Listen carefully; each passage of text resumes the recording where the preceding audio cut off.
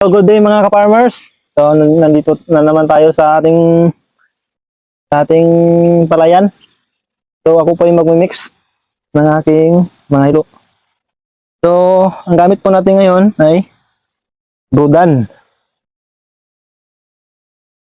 Brudan na 500 ml and Scorpio and Crop Giant. So, ito po ay para sa mga sangaw. So, ito po ang para sa mga black bugs. So, ito naman yung para sa mga ulod at ito po yung ating foliar Giant Crop Giant. So, mixin natin. So, sa paghahalo, hindi ko po siya nirekta dito sa ating sprayer. Akin pong minimix muna dito sa ating baso. Ayan, mixin natin. So, bago yan, check mo natin. So, sa pag-timpla, dalawang scoop nito.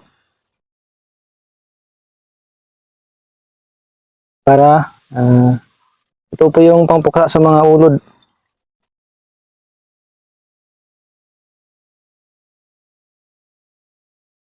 Yan.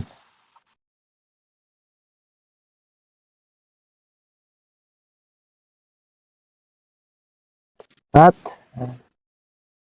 tatlong tablespoon ito. Or 1/2. So, depende sa inyo kung i-overdose nyo or susundin nyo yung timplada nito. So, sa akin, na-overdose ko para madali mapatay yung sangaw.